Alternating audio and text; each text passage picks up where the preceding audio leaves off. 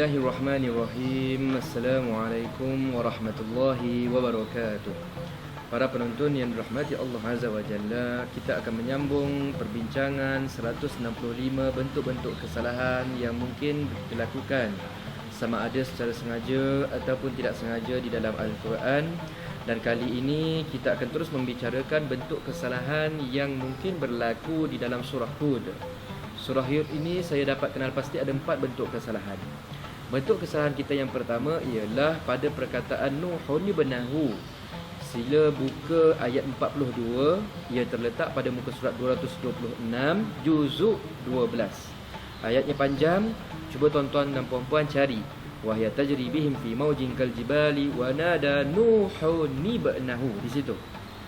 Di sini para penonton semua, bila kita melihat Nuh itu ada tanwin, kemudian perkataan ibnahu itu ada dimulakan dengan hamzah wasal, maka kita secara automatik dah tahu cara bunyinya yang betul, iaitu kena tambah nun yang berbaris di bawah. Bunyinya yang tepat begini: Nuhun ibnahu wa nada Nuhun ibnahu. Begitu cara bunyi yang tepat. Yang keduanya para penonton semua, pada ayat 42, ayat yang sama sebenarnya, ya. Selepasnya itu wa kana fi ma'zili ya bunayya rkab ma'ana.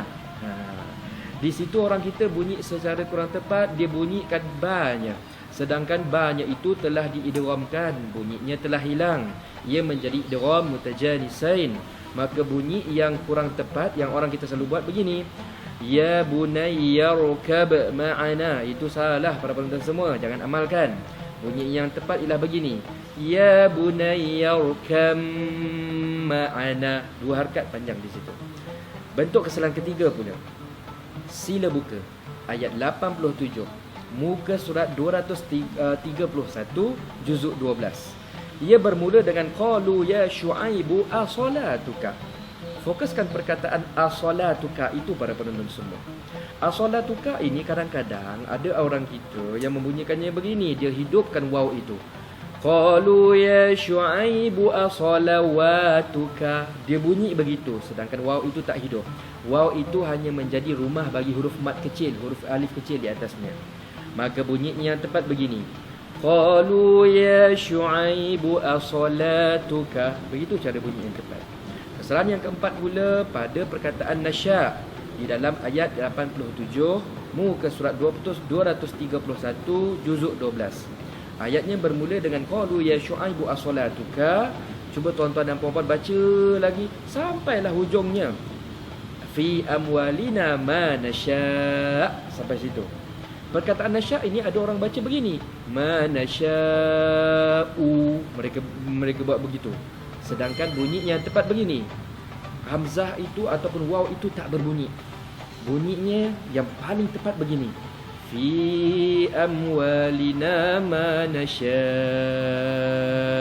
Berhenti begitu, barulah bunyinya akan menjadi bunyi yang tepat bagi perkataan ini.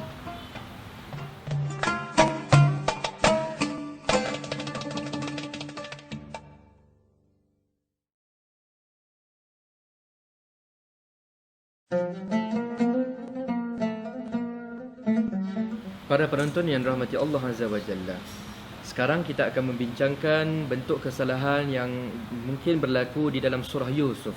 Setakat pemerhatian saya, ada 5 bentuk kesalahan yang mungkin kita selalu lakukan.